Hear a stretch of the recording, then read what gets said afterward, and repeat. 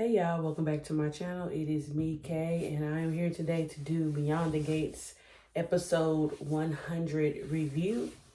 Okay, so I feel like this was probably like another builder episode. Um, we are building up, leading up to Martin's press conference, not his press conference, his fundraiser for his political event. And so we are still dealing with how everybody is still managing the grief of Derek. I would like to start with Eva because I feel like there were some moments that I appreciate with Eva's story. I know that a lot of the time, well, since the show has started, Eva has been catching a lot of flack, rightfully so. But I do think there should be a moment where, we allow a character to grow. And even though Eva still does have a lot of things that she has to work on, I do like the direction in which her character is going. I know we've been seeing Ted spend a lot of time with Eva, especially since the whole revelation of what happened at the anniversary party last year. But overall, I just think he feels really he just feels really guilty about how things have played out. And so and I'm not saying this is okay, because this episode we did see Ted spend time with Martin. I do think that he's now trying to come back around and incorporate everyone, all together, because he did take some of his time and attention away from Martin and Kat and put more on Eva. We see Ted and Eva sitting at the country club, and Eva is just like losing it because she's got a lot on her plate. As we know, a couple of episodes ago, because Derek has passed, Eva has agreed to split her time at Ted's clinic and then at the free clinic that her mom runs. And so they haven't found Derek's replacement yet, which, a couple episodes ago, I think Leslie did allude to Grayson helping out at the clinic, but Grayson has not come there, or nobody has taken the place yet. And so we see Eva trying to juggle being two places at one time, and she's getting things mixed up, but most of all she's dealing with grief. And Derek's loss is hitting her way more than she had expected, and I think this is an interesting take that we're seeing from Eva, because Eva did just get to know Derek. She hadn't developed a close relationship with him, but because of everything that Eva had gone through in Fairmount Crest, and people not necessarily want to know her after the whole debacle went down with the anniversary party, I guess Derek was one of the fresh starts for her. And so she's really missing Derek. And as we know, she did spend a lot of time with Derek, especially with the launching and opening of the clinic. And plus, Eva was Derek's liaison when he needed to get information related to Leslie, because he did not want to have any direct contact with Leslie himself, and I couldn't blame him. But one thing that Ted does say to Eva, he tells her, that he didn't know Derek that well, but he does, tell her a couple of stories about, grief that he has experienced in the past with Doug and with the loss of his brother. And he tells her that one person that he confided in a lot during those losses was Bill, and that maybe she needed to find somebody who she could confide in, or who she could talk to, who she maybe not be as close with, but she can develop a relationship with the person, and then they can both kind of not mutually use each other, but mutually help each other, air out some of their griefs about, the passing of Derek. And come to find out, that person was Shanice. And I thought that was nice. I thought that was really lovely. I didn't expect her to even pick Shanice, honestly. I didn't know who she was going to pick. But Shanice had been struggling the last couple of episodes with the loss of Derek and her missing her friend, and his passing impacting her more than she thought. And so I was glad that they was able to go and sit down and have coffee and just exchange stories about Derek. And, just able to free themselves of the feelings and emotions that they have been feeling. I thought that was nice. Also, we see Shanice's aunt. I think her name is Michelle. Is it Michelle? I think it's Michelle. Or is it Sharon? No, it's Michelle. I don't know. Shanice's aunt. So Shanice's aunt has been in and out of the hospital, in and out of Garland, consulting or whatever, and plus checking on Shanice. And so she was actually the one who was recommended for the job of taking Leah's place as chief of staff at Garland. And so I actually thought that was a good idea because she just seemed so professional. She seemed well versed in her medical knowledge, as well as she did very well, like being a consultant with Vernon and Anita when Anita was going through her cancer battle. And everybody seems to have liked her, you know. Naomi seems to have liked her. Vernon and Anita seems to like her. Of course, Shanice. Ted has had a couple of run-ins with her. And so, because she lives in Texas, and her life's dream was to take care of patients and to help people through their cancer battles, she just doesn't want to give up on her dream. And that's very understandable. And so, at first, she kind of seems like she doesn't want to do it, but then it seems like she is considering it. And so, Shanice ends up talking to her and basically says, Auntie, listen, you don't necessarily have to take this job permanently. If you want to just do it for a year, just do it for a year. She was like, just have a conversation with them and set your own terms. And then if you want to still, you know, see patients or even funnel your patients through Garland, or, you know, take time where you want to, you know, work remotely and deal with your patients in Texas, tell them, let them know. I'm sure that they will be, you know, happy to accommodate you any way they can, because they do want you to take the position. Or at least, you know, take the position up until they, you know, for a year. That way they can find somebody and do some proper vetting. You know what I mean? And so I thought both options was a good idea. Essentially, I do think she agreed to the 1 year, maybe. At least that's how I interpreted it, because I don't think she wanted to stay for a year. But we did see a scene where she was negotiating her terms with Vernon, and Vernon was like, we can make whatever happen. He was like, and you know, whatever you want, I'm sure that I could talk to the board about it, and they would be happy to write you up a contract and write you up an offer. And so I thought that was nice. We love when business gets taken care of. We love when people, you know, act diplomatically and get things done, because Garland is still like wailing and trying to come back and bounce back from all the triflingness the triflingness that, you know, Leah, and the embarrassment that Leah has brought upon the Garland Memorial Hospital. Also, not sure why Naomi was at the hospital, but we do see her take a phone call later in the episode, and she was supposed to be meeting with Carlton. I don't know what's all that's about, but it was just thrown out there.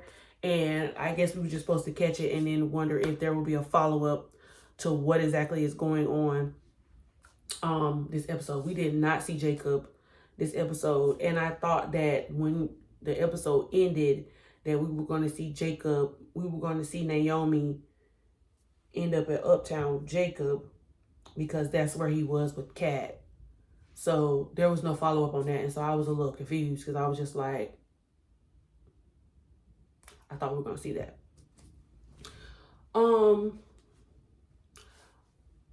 Okay, so Ted is having a conversation with Martin at the country club.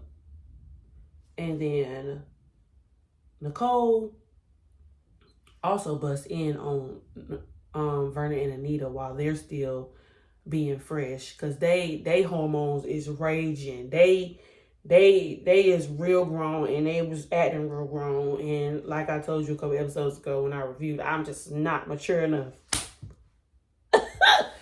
for none of that. I'm just playing. But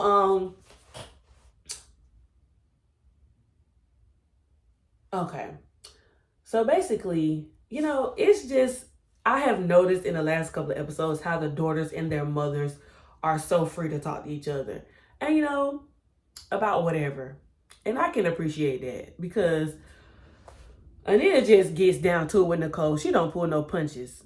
And Nicole sometimes tries to be so prim and proper. And I just be like, girl, just let your guard down once. Danny is free and she don't care. But Nicole is the sister that everything must be done proper and in order. And so basically Anita came to her straight and was just like, so what's going on? And then Nicole tells Anita that she went to go visit Ted. She's been having these, what she called intrusive thoughts about Ted. And so she went to go tell Ted about her intrusive thoughts. But then Shanice busts in and she said she took that as a sign because she felt like maybe she didn't need to tell Ted all of that. And so Anita was just like, well, what are these desires that you're having for Ted? Because she was like, and why are they all of a sudden now? And then Nicole thinks that, she was like, the cotillion came up, Kat's birthday came up, the anniversary came up. She was just like, it was a whole lot of family events going on where they didn't think that they would be together in the same place at the same time, but they was. And we all peeped them catch a vibe. Martin even brought it up to Ted in their talk. He was like, I saw that the vibes was being thrown. And Ted was just like, I don't know what's going on because I thought me and your mom were finally in a good place. And so I feel like now, because I was thinking about this while I was watching the show, I feel like when the whole split first happened, there were a few moments before Ted got with Shanice that I feel like we saw Ted kind of having a hard time let go of Nicole. He wanted his family back. It just wasn't depicted on screen for some reason that he that he did want his family back or he wanted Nicole back. Like, I don't know. I just felt like there wasn't any grappling. I felt like we should have seen him grappling some. I feel like we seen him send her flowers some. We seen him, do a little thing here and there, but there was never no full conversation. So I kind of was excited for this conversation to happen between Ted and Nicole because I was just like, this is going to be the first in-depth conversation that we're going to see them have, because I think before that, the last conversation they may have had was her kind of like getting him told on, her dating two men or something like that. But if there were any moments, they were very, business. Hey, we're here for the kids, the grandchildren. That's it. Oh, they here. Oh, your daddy here. Oh, your mama here. It wasn't no familiarity going on. You know what I mean? And so I feel like we did see a moment, and for a long time, well, I ain't gonna say for a long time because this is TV, but for a while there was a moment where even where they was going through a divorce, Ted even still wore his ring. I don't know if that was meant to happen, but that's what I noticed, so I'm just gonna roll what I'm thinking. So now that Ted has decided, okay, this is what Nicole wants to move forward, Nicole wants to live her life, I'm okay with it, I'm gonna start dating again and get my feet back out there. Now that Nicole has been dating for a while and she's had her feet out there, she's now starting to have those thoughts of, what if we get back together type vibe. And I can't say that she even, well, there was one moment I think where she had that whole thought, and that was when that moment, I think it was in season 1, where she went to go visit Ted at his hotel room, and Leslie ended up pulling the fire alarm or the sprinkler so that Nicole wouldn't do anything because she was being very territorial over Ted at the time. But yeah, so there was only that one time that I can recall where Nicole questioned going back to Ted. But now I feel like these feelings are popping back up and she don't necessarily know how to do it.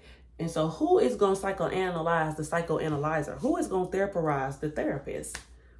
You know what I mean? And so she went to her mom and she was talking about her feelings. And her mom was like, you know, girl, what you're feeling is normal. I've written a couple of songs about this actually, where when you think you've done with the man, but then you have this moment where you want to do a backseat. And I'm just like, so Nicole, what you gonna do, girl?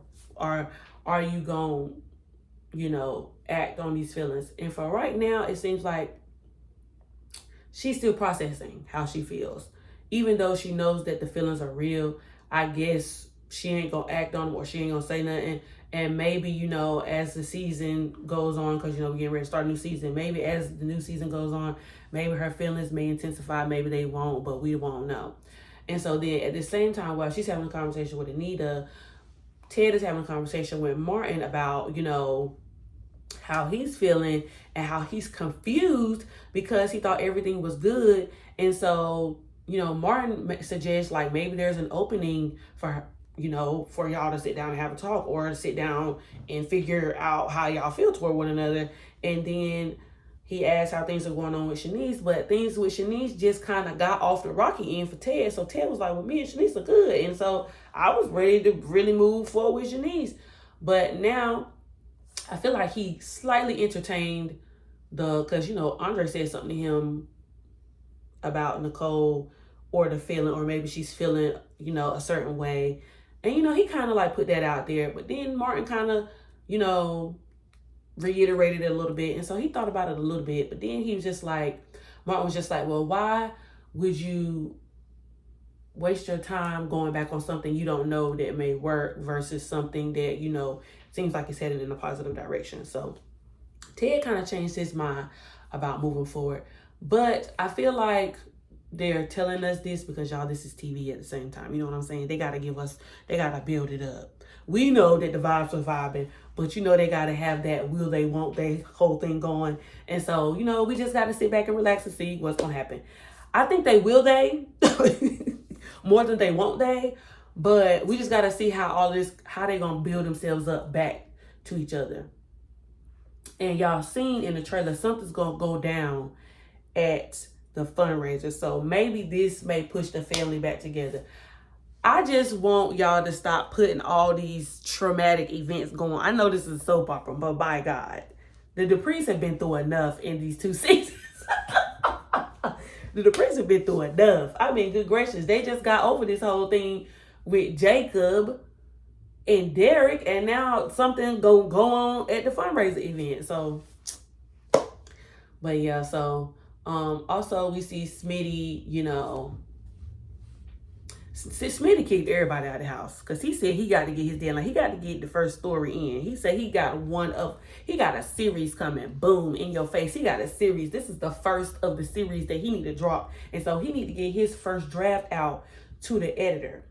And so he's trying to concentrate. Samantha, Chelsea, and Kat is at the house. Martin is taking a business call. Jessica and Tyrell is in the house. So he kicked everybody out. So Samantha and Chelsea and Kat went to Orphan Jeans. Martin went to the country club with Ted. And then Jessica and Tyrell went back to Jessica family beach house. And first of all, I feel this is the second time. I don't know if I said anything the first time a couple days ago when they was at the beach house the first time, and Jessica said some words about being with Tyrell or being with him forever or something like that. This is the second time. And so I feel like they trying to bait us. Is y'all trying to bait us? Writers, y'all trying to bait us?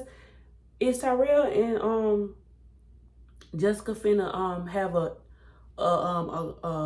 a moment, or what's the word I'm looking for? Are they gonna have a slip up? Is there gonna be a moment where they have to grapple at the fact that they may be teen parents? Is this what y'all trying to roll out? Because I feel like something similar to this happened on Our Kind of People. And you know what, Fox, y'all still wrong for getting rid of that show, because Our Kind of People deserved the second season.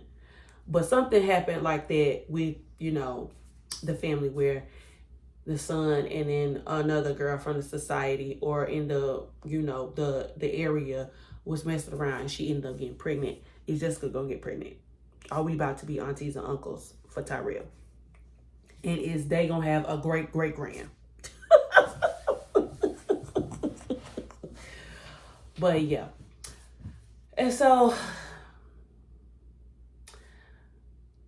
I'm trying to give them grace because they're teenagers and teenagers do teenagery things. But y'all is hunching a little bit too much for me. Y'all don't know what y'all doing. Last time Martin asked Tyrell, is he using protection? I don't know. It's seeming like Jessica is just in heat. and she, I don't know. Jessica, girl, calm down, sis. Like, and I'm not saying Tyrell, because Tyrell went right along with it, but I'm just like, y'all playing with fire. Y'all playing with fire now. Y'all mess around, neither one of y'all won't be going to college. Y'all both be down there working at Orphans trying to pay for y'all baby. What y'all got going on? But yeah, so they spent some time together, and they just, of course, talk about again how Tyrell don't really want Jessica to go to UCLA because he feel like Jessica gonna be too far. And I feel like by the time it's time for them to go to school, Jessica is not going to UCLA. Are we gonna see Tyrell graduate? Or did we just slide into summer? They still in school, right? Anyway. So, I already talked about Martin and Ted. And so now Kat, Chelsea, and Samantha are down to the orphans.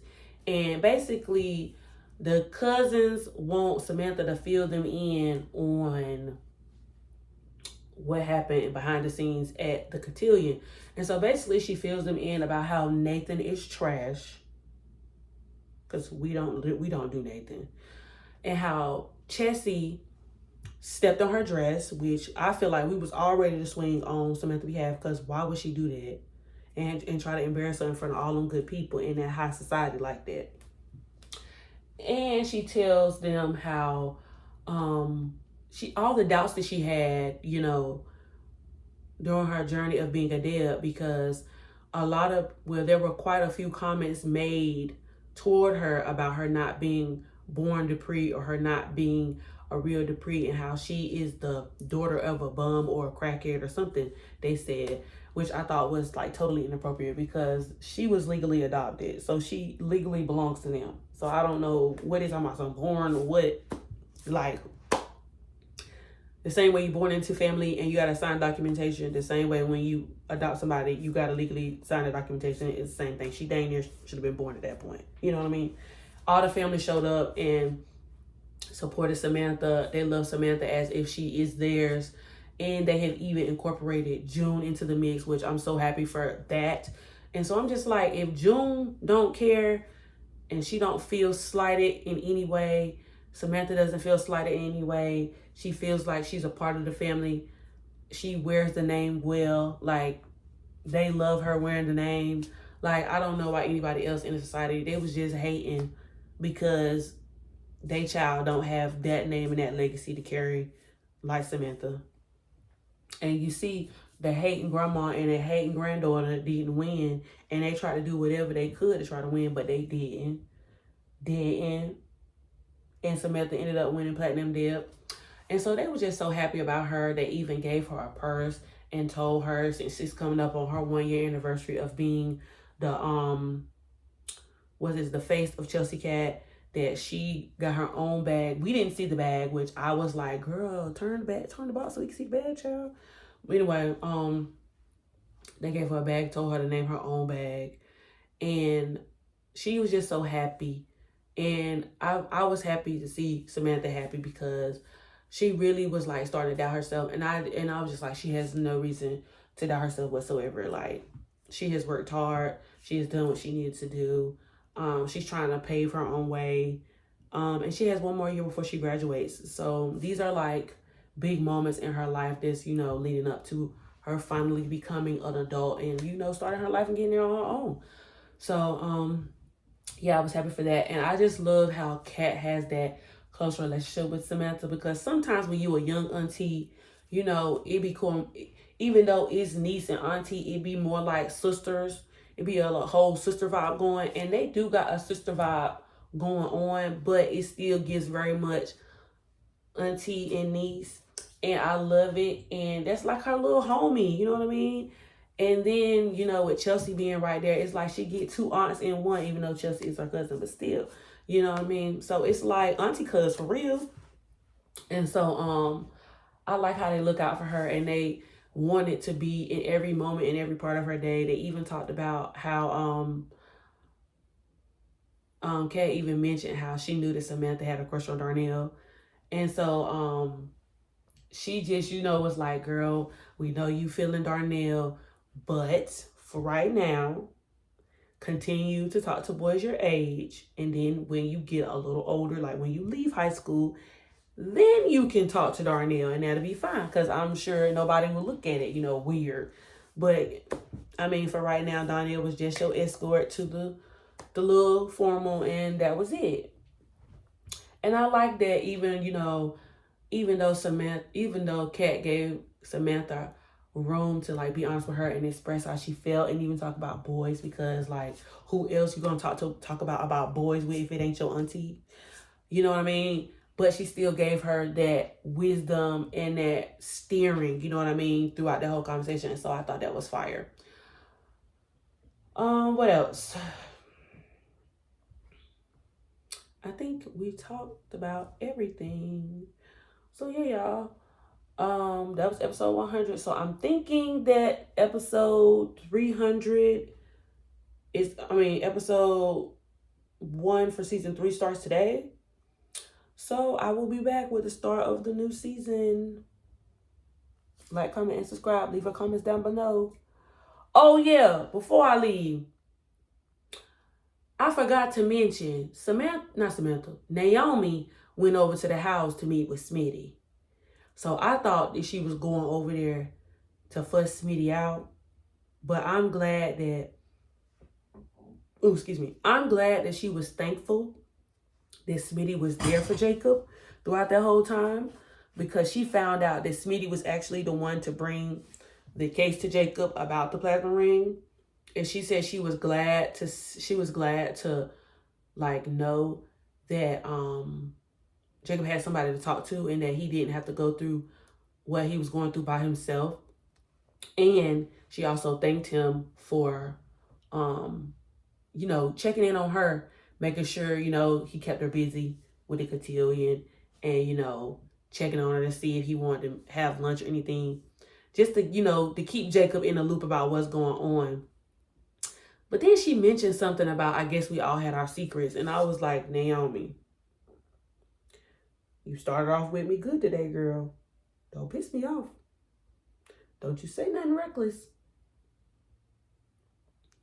Because I'm just like, we done heard her cancel her appointment with Carlton. We done seen her at the hospital. She had a Freudian slip when she was talking to Michelle about wanting her to stay and she was like, helping us with the care. And I was like, us? And I think Michelle caught that. I think Michelle gonna end up saying something to Naomi about it. But I'm just like, are we leading into Naomi to tell the truth? Because what's going on? Like, did she receive some kind of notification that something is going on and that she needs to be seen? Like, what's going on? Don't play, y'all. What's going on? Is Naomi sick? Is y'all finna take Naomi through sickness? I just need to know. But yeah, she was thankful to Smitty about that. She also kind of not gave her disapproval, but was like, she was disappointed to know, but she was also happy to know. But she was sad because of, Derek, and Derek wasn't supposed to be lost during the process. And, Smitty, we haven't really seen Smitty, grapple with the fact. So we don't know how he really feels about the whole Derek thing. But he did mention that everybody was supposed to stay safe. And so they're all dealing with the aftermath of the big bust. You know what I mean? So yeah, y'all. That's all I have. Like, comment, and subscribe, and I'll be back for more. Deuces.